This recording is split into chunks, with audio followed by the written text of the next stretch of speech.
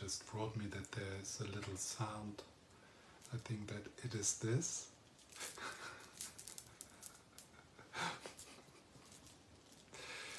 It's kind of the thing I hold on to. So I try to keep it close, but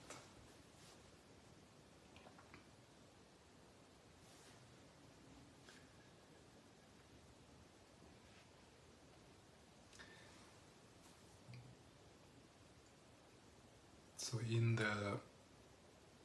the verse of Dongme Sangpo, it ends with this proclamation, with this invitation, give up your life, which might stir up some responses. Give up your life.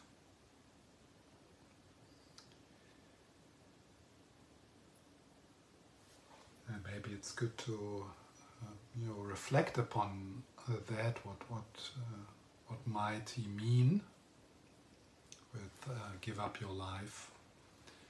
Definitely, it's not a nihilistic statement or kind of a resignation.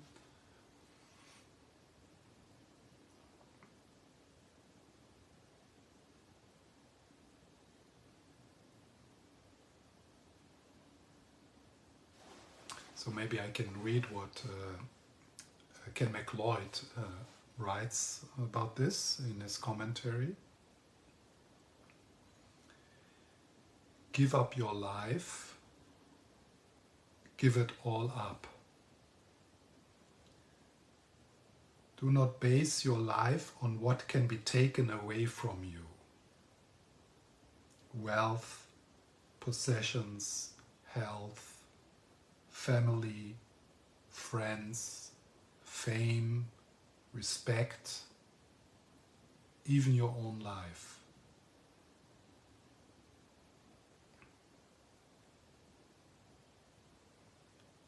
So do not base your life on what can be taken away from you.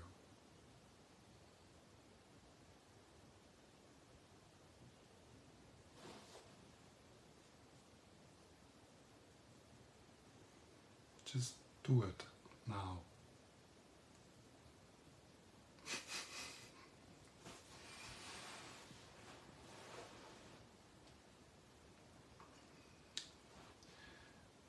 So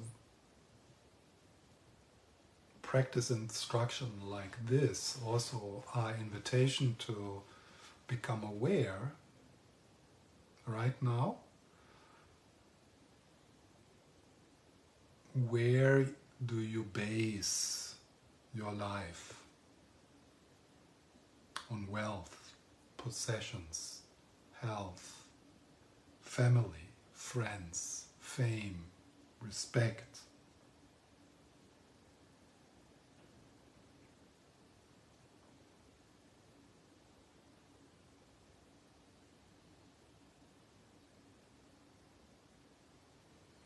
And if for a moment you relax that,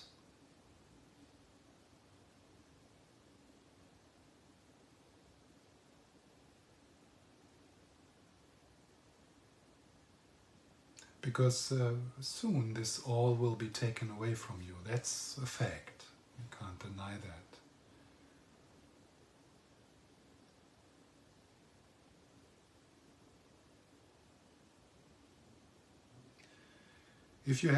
If you have the good fortune to have families, friends, wealth or respect, savor them, knowing that they all must come to an end sooner or later. Yeah, that's what I think that's the main thing I want to share tonight. And I tried to say that in the beginning. That knowing that this relationship, this tree, this body this will end.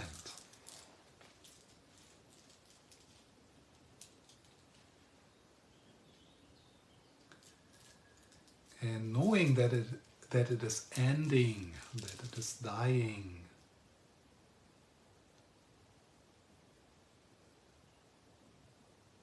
makes it so precious.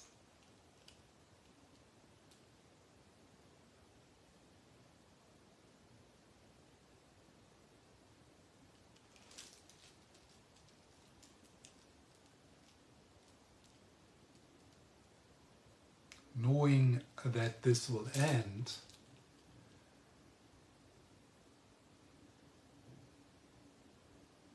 my love, my friendship, the wonderful people in my life,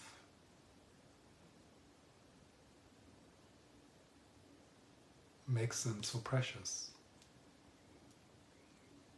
Because right now I can still love them. I can still be present to them. I can still feel them and smell them and hear them.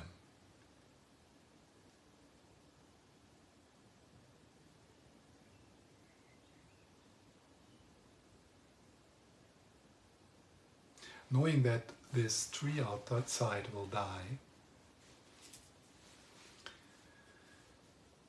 makes me want to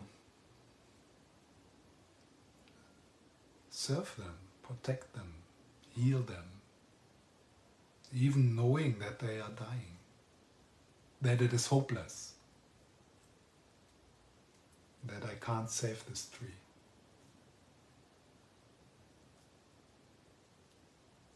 That I can't save my mother.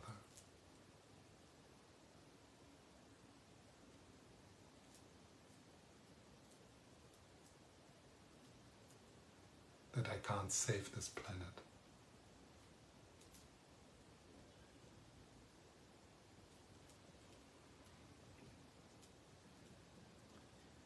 But do not base your life on holding on to them, Ken McCloyd says.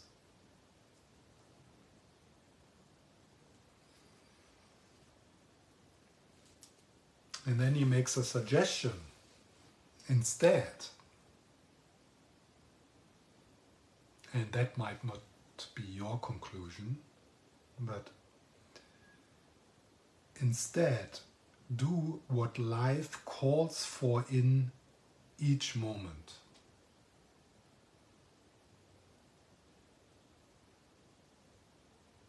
So, my mother is dying. What life calls for in each moment? And does not life call for love, caring, sharing, generosity, planting trees? Even if you know that they will not survive the climate change.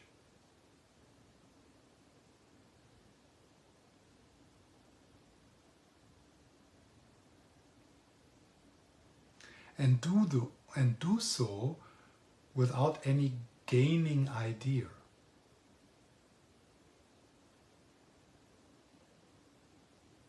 Not because, planting some trees in Denmark will change the fact that the trees in Denmark will dying, but because that's just the right thing to do, what life calls for.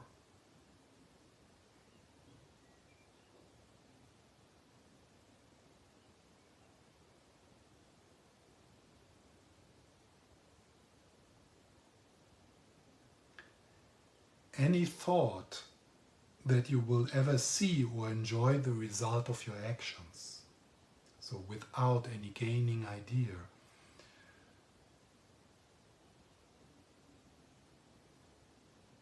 any thought that you will ever see or enjoy the result of your actions.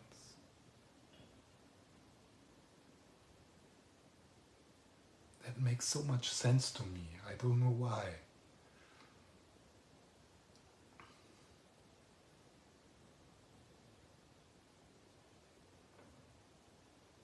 It's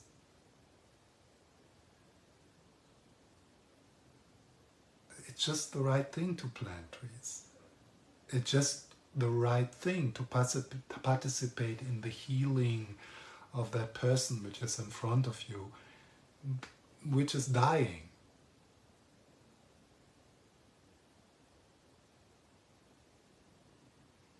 Do it because your life calls for it.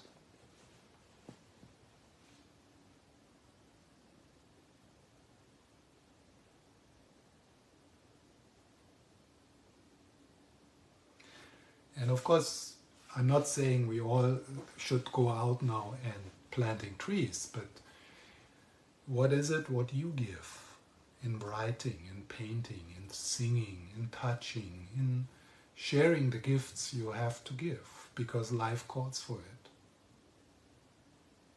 Feeding your cat, watering the plants in your house, being kind to your neighbor, taking care of your kids, making breakfast for your husband,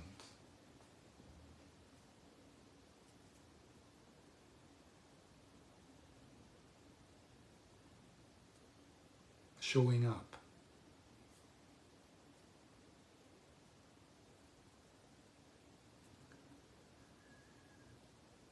To do so without any gaining idea.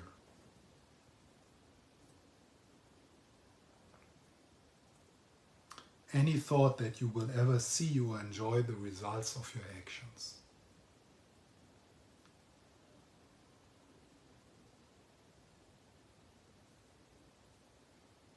I mean, we are really in big trouble if we expect that planting trees, whatever we do,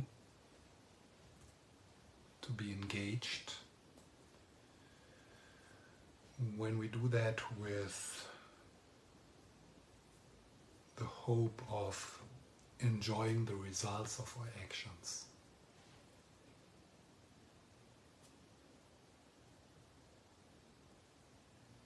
Do it because your life calls for it, nothing more.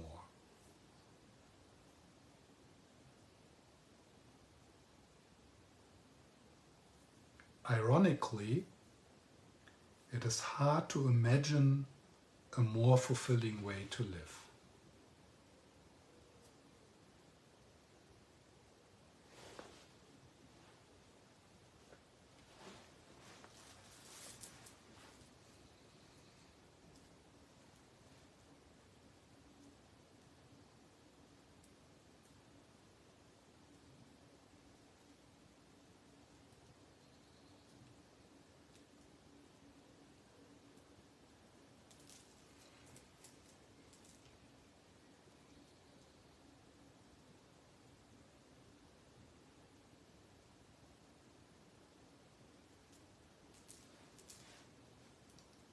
Maybe some of you are really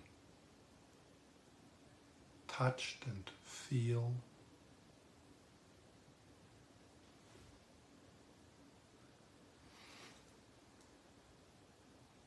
are open to the catastrophe of our times.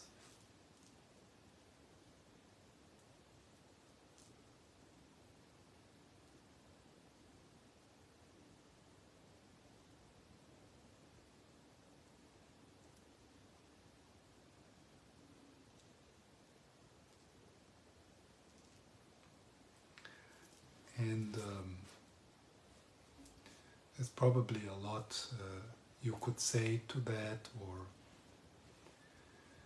a lot of ideas what we could do different and so on. And maybe some of you are engaged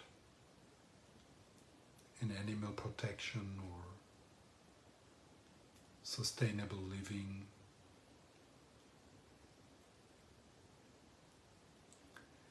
Yeah, but what I would like to say tonight is, let's really love that tree as long as it lasts.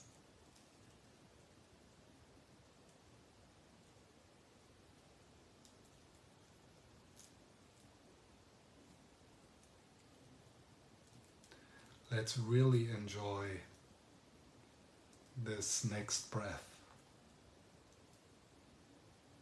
as long as this lasts. Let's try to be present to our mother and our father and our kids and our dog and cat as long as they are around and as long as I am happening to be present.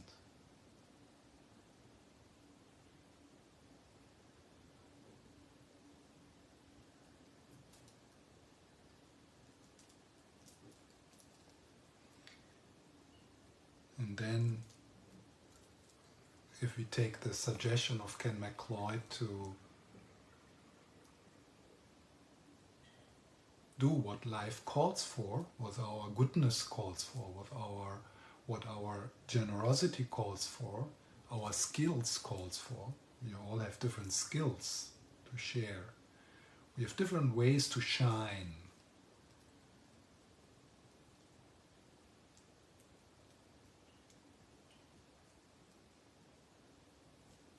And to shine without a gender.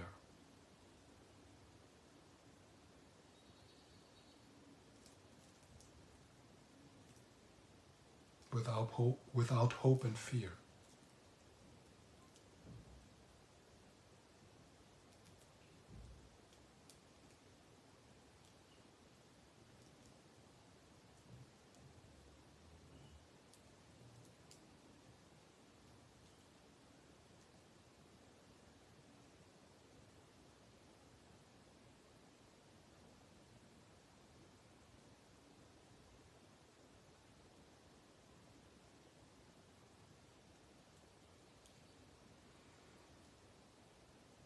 So are there any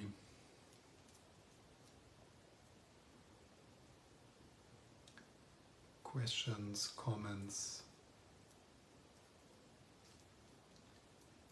something you want to add to my reflections?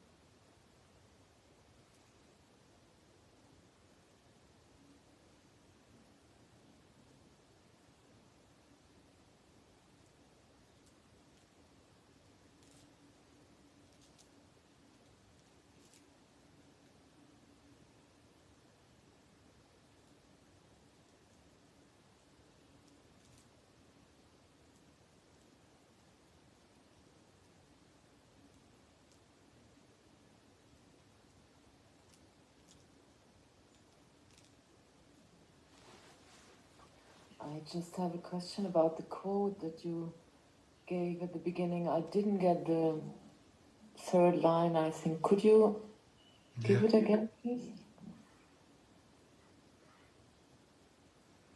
So this is from the 37 practices of a bodhisattva. You will separate from long-time friends and relatives.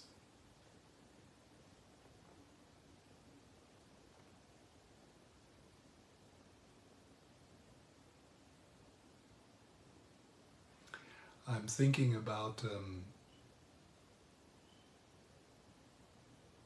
a video clip I saw about a plane crash, and there were some people who survived, and they were interviewed, and one of the men interviewed, they said, "Wow, this experience really changed my life, because now I realized how precious my family is, and that through running around and being busy and following my career, I'm missing the time with them." And when I said that, of course it makes sense. Wow, kind of someone wakes up to see what is really precious in life. But is it?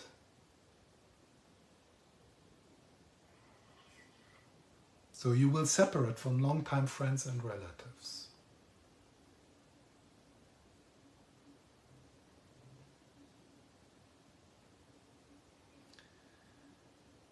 You will leave behind the wealth you work to build up.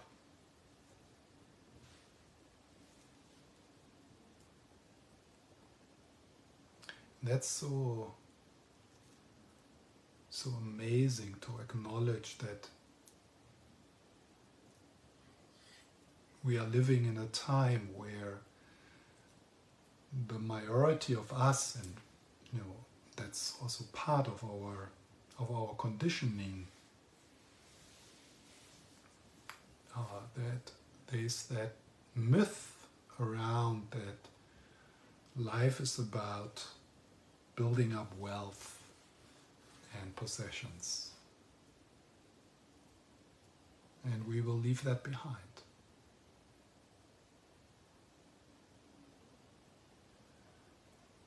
The guest, your consciousness, will move from the in your body. That's the part I didn't get. So the guest, your consciousness,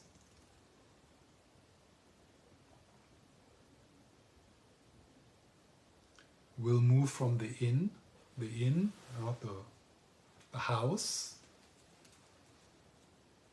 your body. So that is referring to the Buddhist myth that, yeah, it's true, the body will die, we will leave the friends and relatives, and we will leave behind all the wealth we built up. But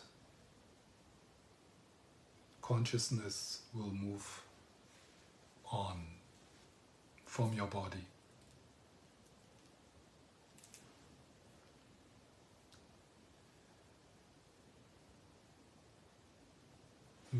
Ken MacLeod finishes commentary of this verse with, what happens to the guest? No one knows. It's a mystery.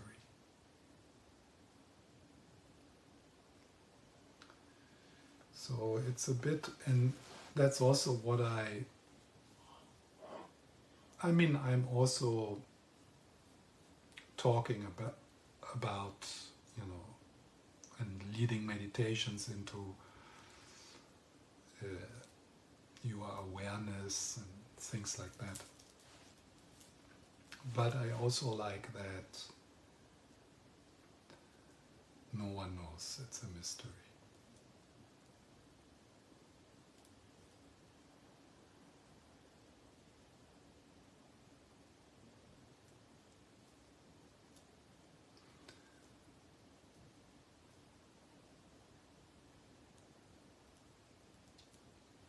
And that's difficult. It kind of feels nice for the me, for the I, to think of continuity, of something we can take refuge into, something which is lasting, which will not die. And I like that. I really love that. But I'm drawn to that not knowing that. And I have my favorite myths, my favorite words and concepts of taking refuge. But I also like that place of not knowing, even leaving that behind.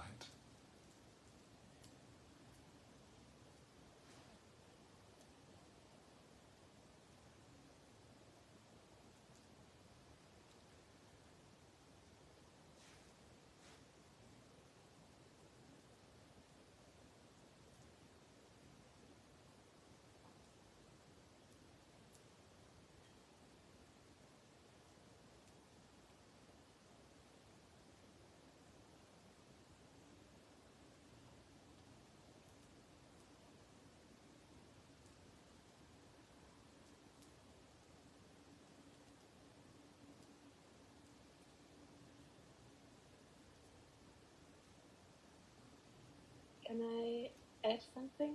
Yes. Yeah.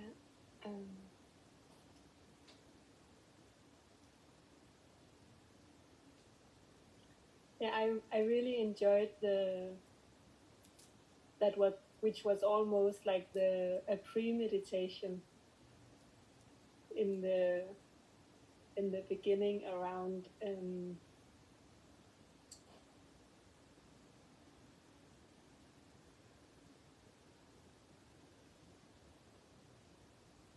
around really loving what's here in the present moment.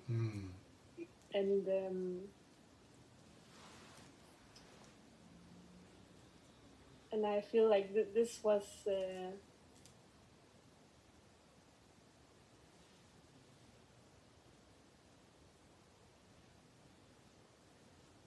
like there was something really powerful around it that made me like completely stop and just like sliding into this sense of being. And so afterwards I just reflected a bit, like what is it exactly that, like there's this difference around, like you can sometimes you can really point to something and then something opens very deeply, or you because it was not so much the reflection itself that was helpful for me. I think it was more like leaning into this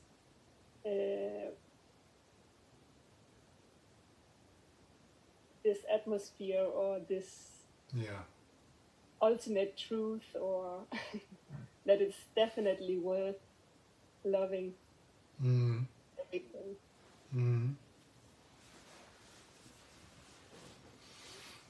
Yeah.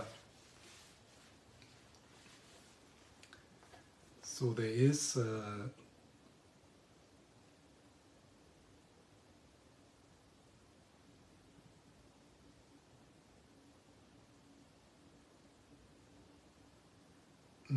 a way to share that kind of experience you describe through positive affirmations, or like stillness or awareness, or there's a goodness, the presence of God or something like that.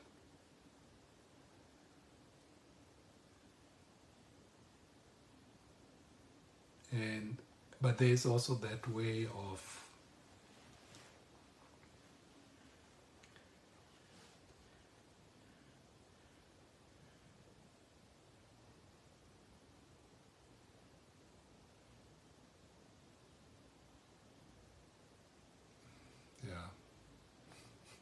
the other way, what you described.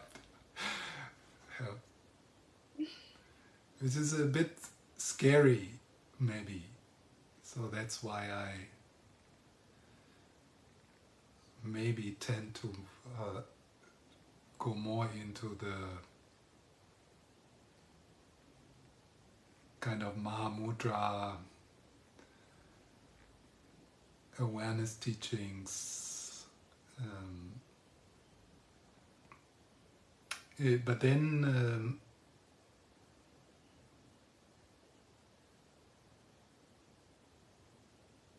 there's definitely also people who can't, who are not, who can't connect with these words of there's goodness, there's loving presence.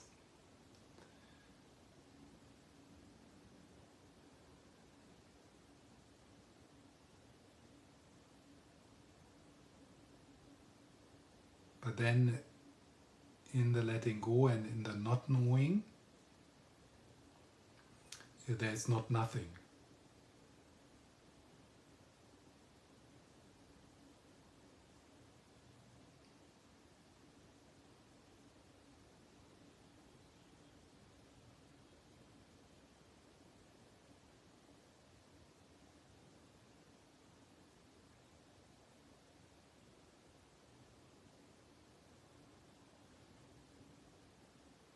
give up your life.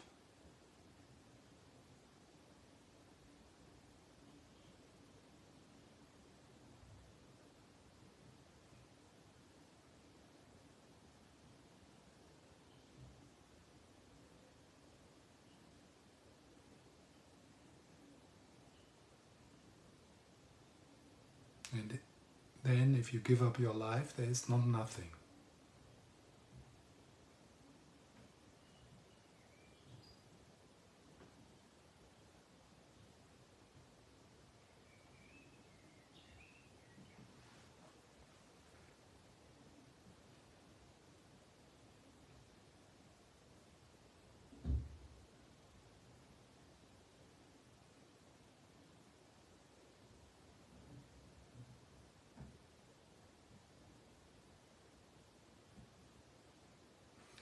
And just noticing what is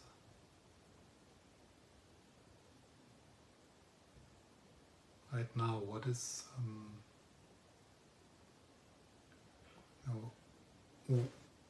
what is happening in terms of processes trying to hold on to something. Yeah, but, or some words, some grasping, some trying to find a ground of concepts to stabilize, to make sense of what I'm saying and what is happening here. Just notice that and give it up. And probably right now we are in a position where that giving up is maybe only a split of a second. It's like,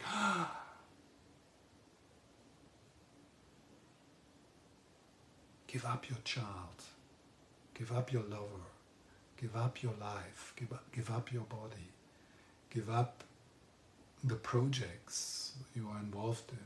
And just give it all up.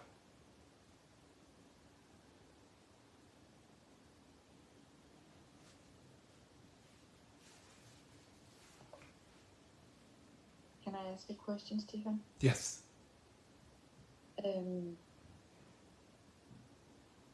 I can actually really relate to, the giving up part and also somehow imagine, taking the steps towards that direction. But at the same time, I can feel like a very intense anxiety once I let go. And this is what brings me back to, holding on to stuff and people and Yes. yeah. Because it feels safe somehow. Yeah. So that's what are your thoughts on that? The anxiety part, or like the how to, because you can see what's going on. It's not like you don't know it, but it's like an emotional pull that is just pretty intense. Yeah. Yeah, it's interesting. I have been asked this question now the last 2 sessions also. I mean, not exactly the same, but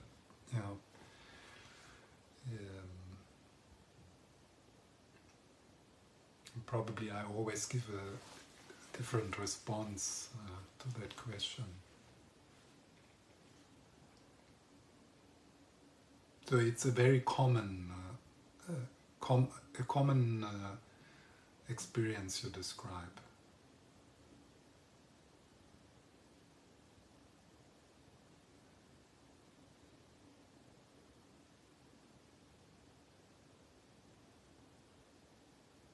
Yeah, if you go to that threshold right now, all of us,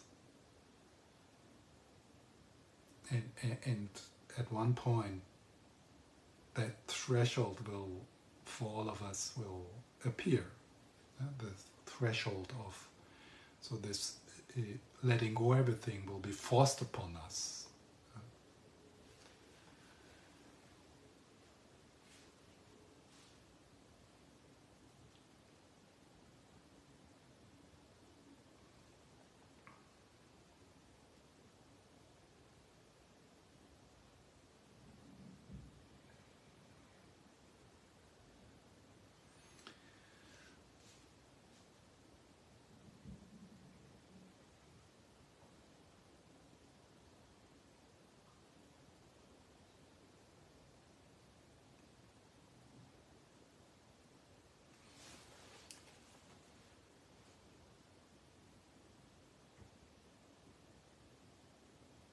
mean,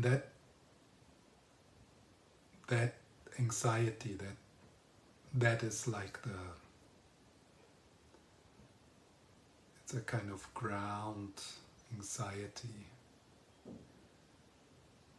which makes us run and being busy, and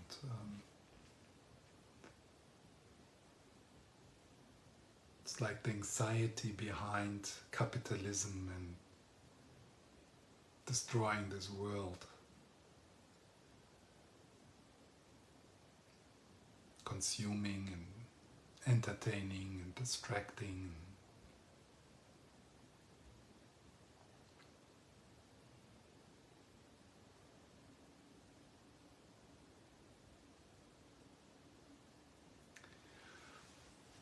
And I think there's nothing, I mean, that's part of the Buddhist training, of the Buddhist practice, is to accept as biological beings that it makes sense to create a sense of safety, in connection, in relationship, taking refuge, finding places to belong. I think it's healthy and appropriate for us to accept that there is this need for us, and in our practice, if you go through a traditional Buddhist training, there's a lot of that.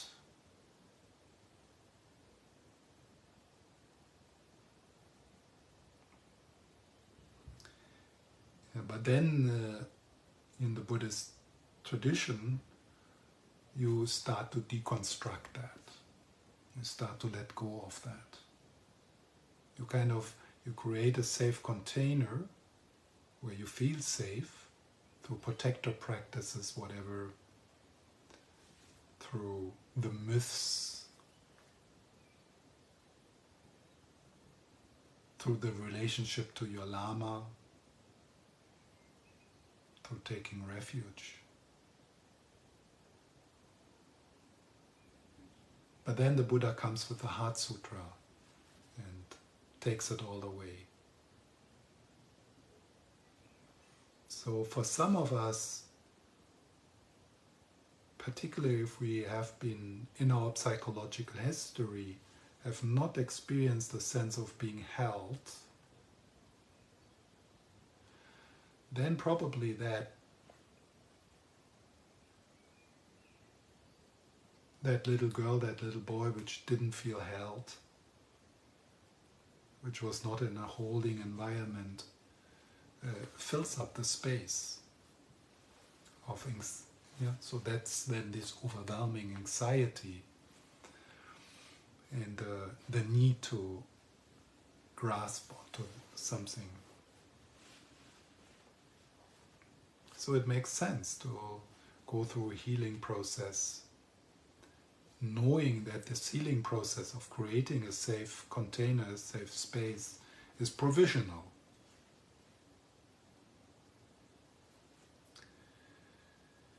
And then when the anxiety arises in our practice, recognizing it as also as being something unhealed in us, and maybe doing some work there, creating a healthy body through body work, doing some inner child healing and stuff like that. And while you're doing that, all the time recognizing this is provisional, it's all concepts, it's something, I'm creating a safe container which is empty, which is not, it can't be a solid base because it's a conditioned phenomena, it's created, it's made up. It can't be something to stand upon.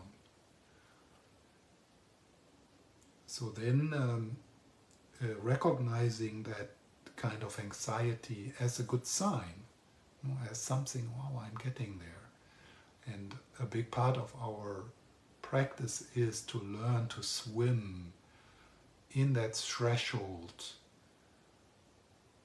from egocentric kind of living, a dual kind of living. I'm here, there's the world, the dualistic split. To learn to swim in that threshold and and being with that anxiety and seeing that anxiety as a good sign. It's a good place to be.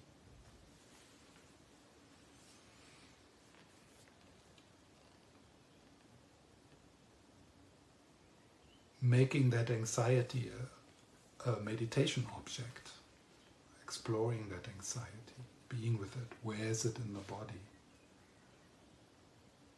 Noticing it is energy, it is changing.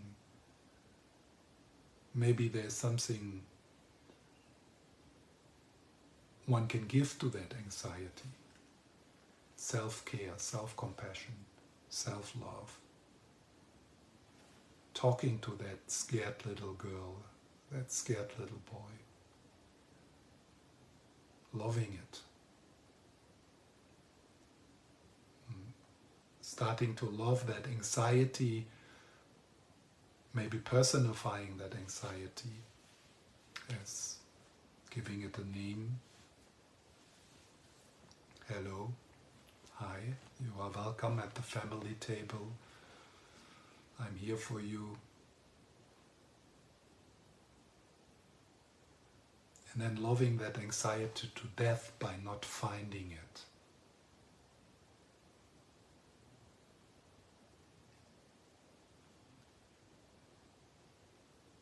But not finding it as something solid, real.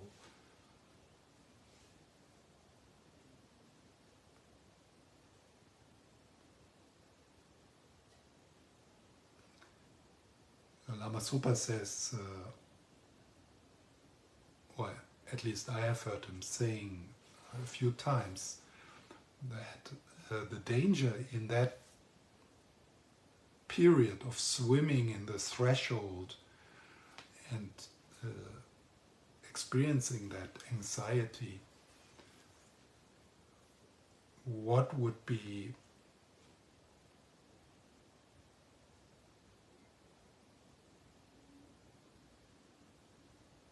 I don't know, a mistake or maybe a waste of time. Maybe a waste of time is to try to swim back to the shore and solidify again.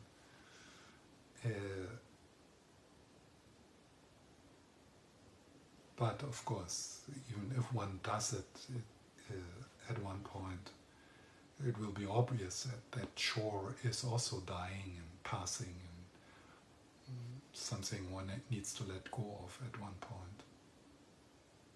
So it's okay to swim back to the shore and try not to know what you already know. Yeah, so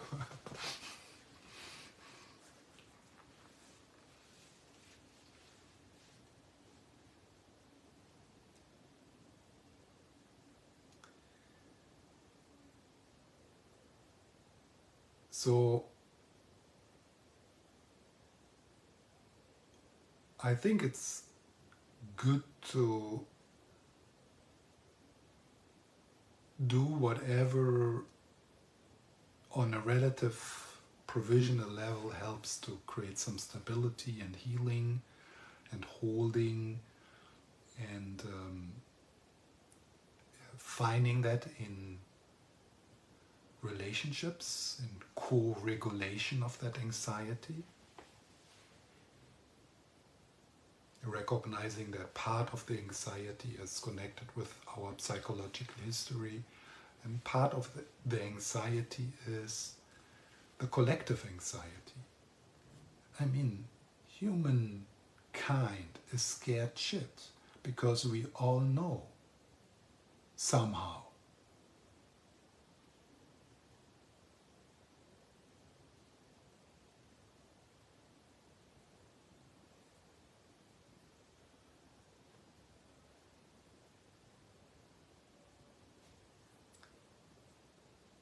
And then trusting more and more the ultimate medicine, which is loving awareness.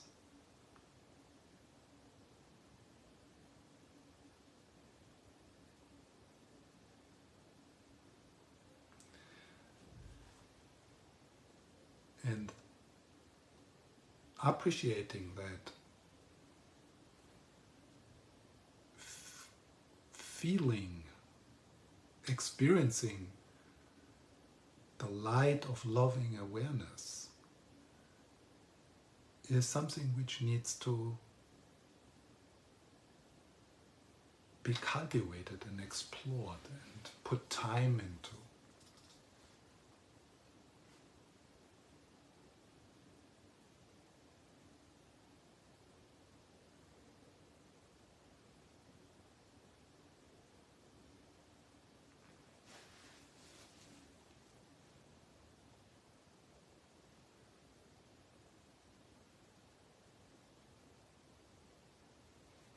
Is that somehow does that make sense, Nana? What I say? Yes, very much. Thank you. Yes.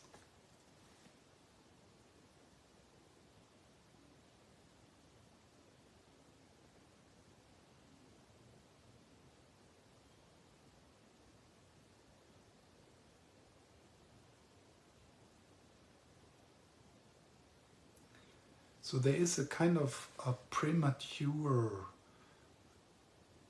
letting go of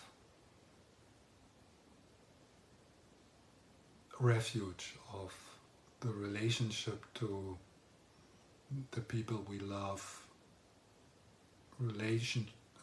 and a premature letting go of the connection with the lineage or with the Lama.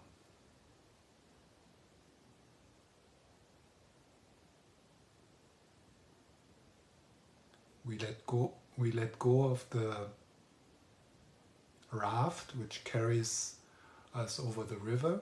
Once we cross the river, then we let go of the raft.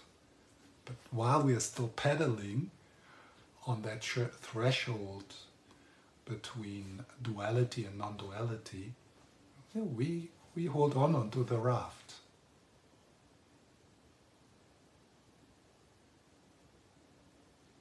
And then if we are on the other shore,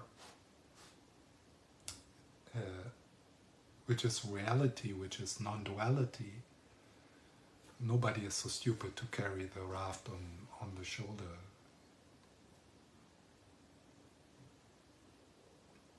Then we let it go. It's not needed.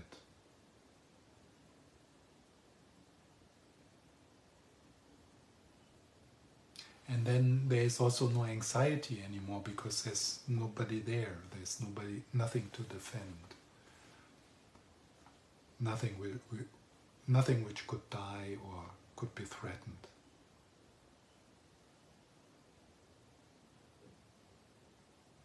So we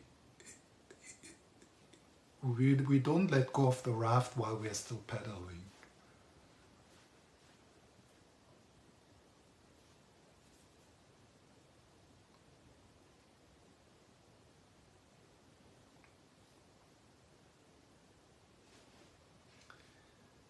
Let's see, maybe there's some.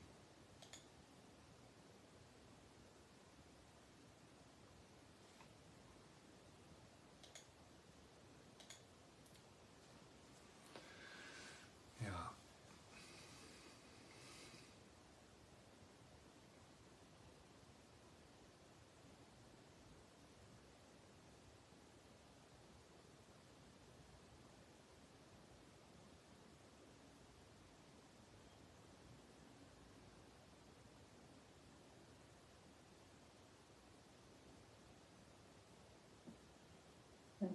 Can I add something?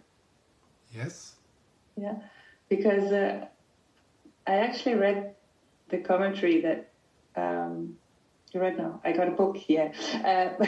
No, but where he actually writes this, now you do what needs to be done. And I was just like, do you always know what needs to be done? And it's just like, it actually implies that you know what needs to be done. And I was just, I don't know if you want to say something about that. Do we always know what needs to be done? Or is that just so early on the awareness level that, you know, it's not even thought about? It's like way beyond, before giving up anything. Yeah, that's a question.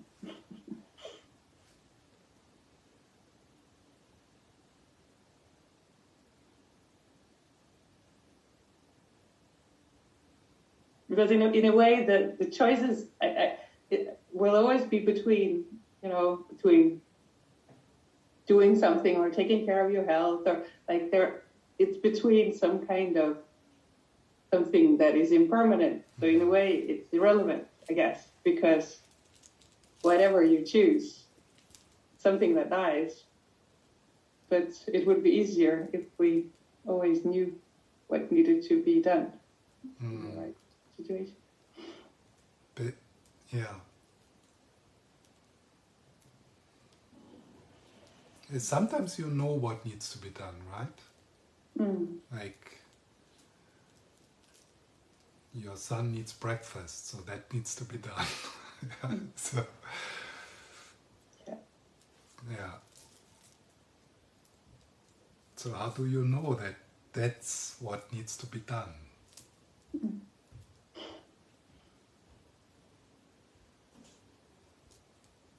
Yeah.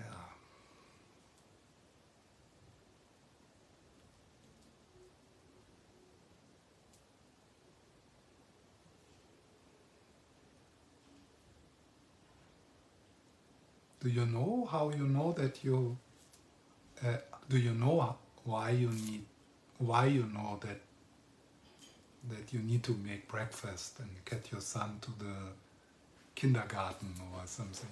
That's what needs to be done.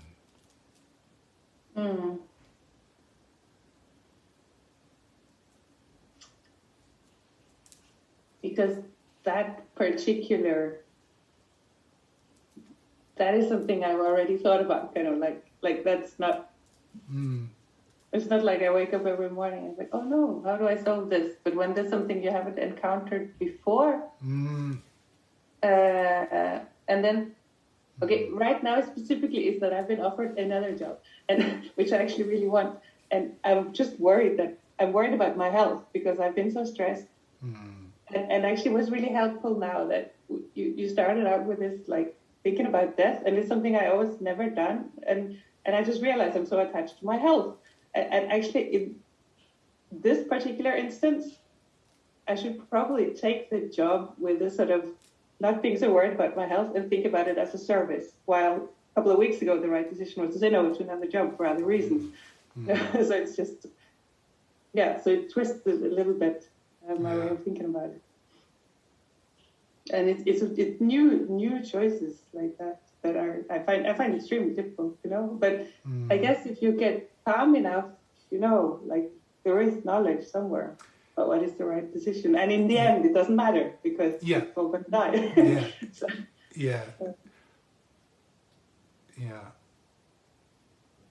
So this is it. It doesn't matter. That can give some relief into it. Yeah.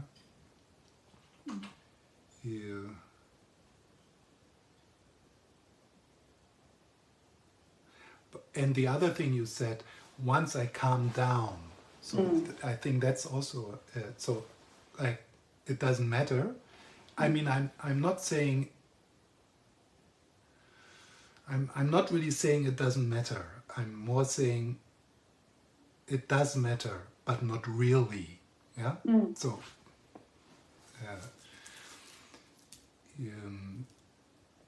And the other, what you say is, yeah, when I calm down. So that could be a good direction um, to move in certain directions when some offer like this comes from a calmer place. Like, so how do I know? How do I know what wants to emerge? Is probably more likely that that kind of wisdom can come, or you can listen to it when you calm down. So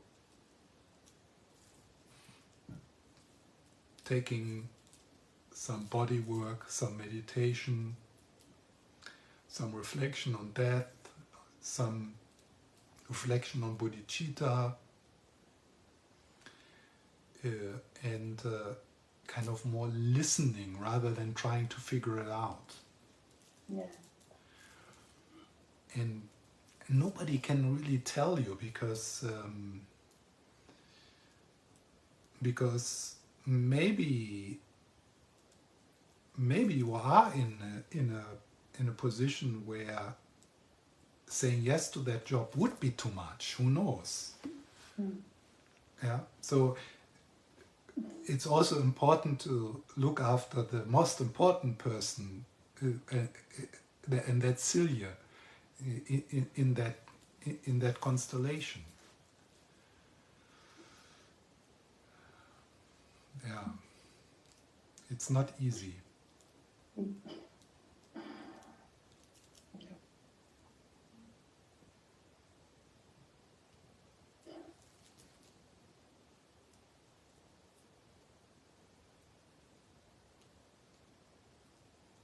How does one know?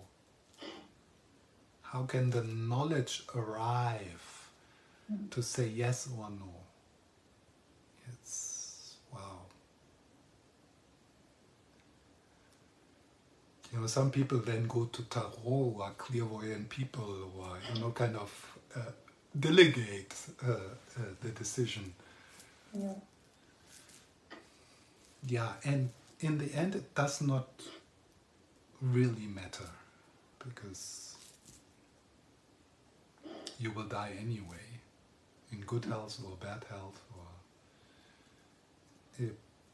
But I'm not saying that to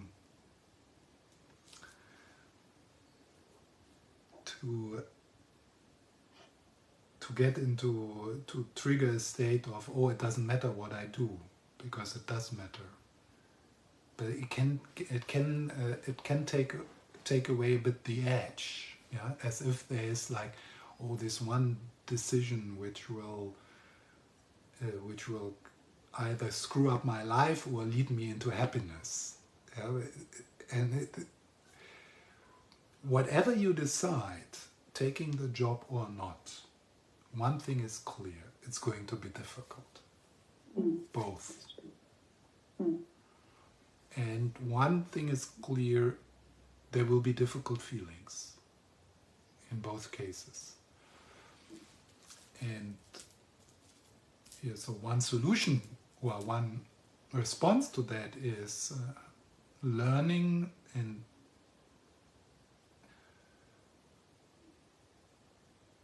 trying to figure out how to be with feelings, because that's what we have. The difficult feelings of taking the job and the difficult feelings of not taking the job.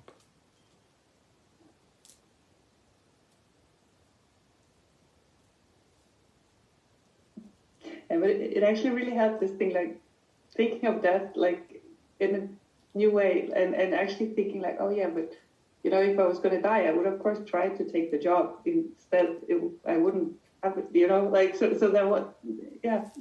It was actually helpful in a sort of strange way, and this thing of like, how can I be of service came up really strongly, and I haven't thought about it in that way. Yeah. So I think that right now this is helpful for this particular decision. I think that impulse of wanting to be of service like the bodhisattva impulse.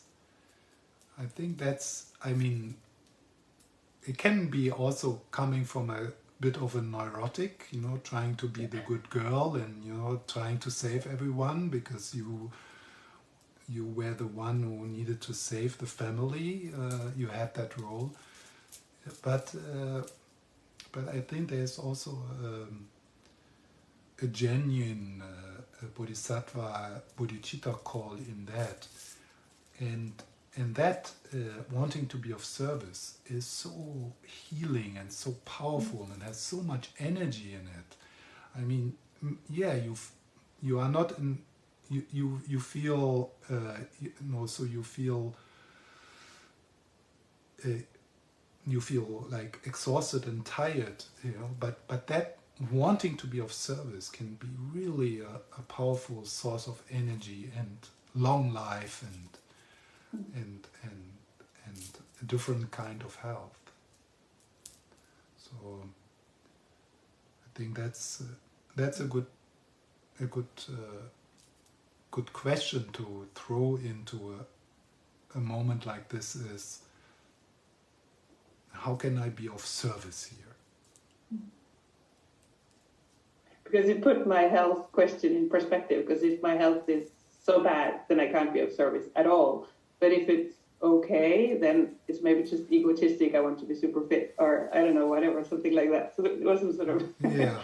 But if the goal is to, so something like that. Yes, and then there will be also the time in our life, and it's coming up for all of us, where there will be no output anymore. And for some of us, this is not going to happen at the end with 85 or something, but maybe with 40 or 50, where we have to let go of this idea that the value of our life depends on how productive our service is, how much it is shown. And sometimes we come to a place in our life where the service we offer to humanity is to struggle and suffer gracefully, and being completely useless in the sense of the world looking at productivity. Your life is only meaningful if you help or if you do something. That's happening that's going to happen to all of us.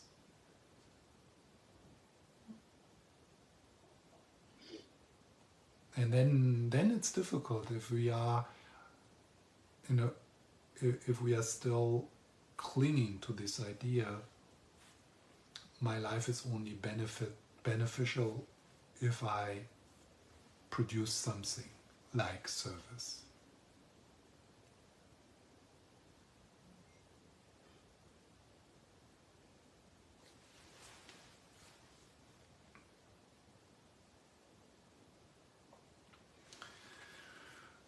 Okay.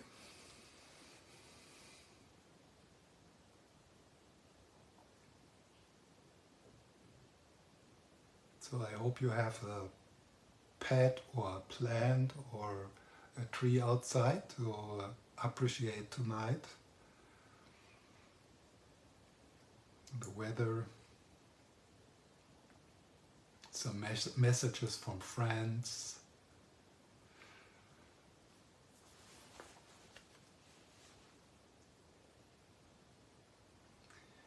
And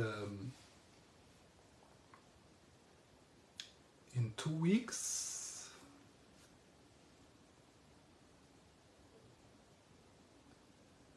I will teach in Copenhagen, in Pende.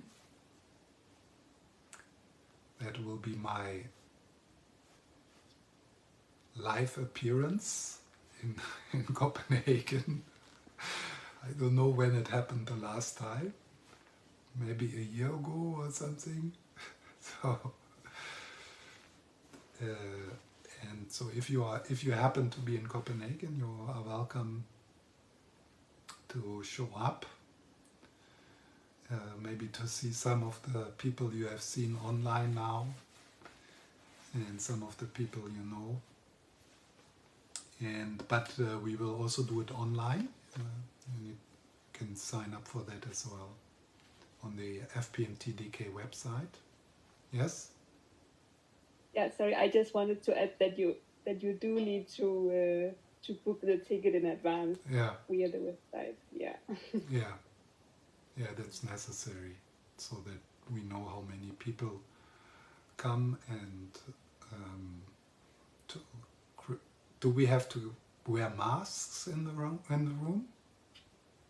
No. No, okay. I don't know. I don't think so. No, okay. That's good. What about tests? About? Tests. Tests. No corona test, yeah. The corona pass. I actually don't know yet, but Okay. in that case, we will email everyone who pursue the ticket. Yeah. Oh, okay. I actually don't know yet. Yeah. Okay. So it could be that you need to be tested before. I don't know. You don't know. Okay. But yeah. Holy shit. So, yeah, and just 1.5 years ago, no, we just met and enjoyed, and it was just, and we didn't appreciate it enough. Because we didn't anticipate that it's passing, it's dying. So I'm looking forward to see some of you next week, in 2 weeks, and take care. Thank you very much. And good luck. You too. Bye. Yeah, you too. Bye. Thank you. Bye. Bye.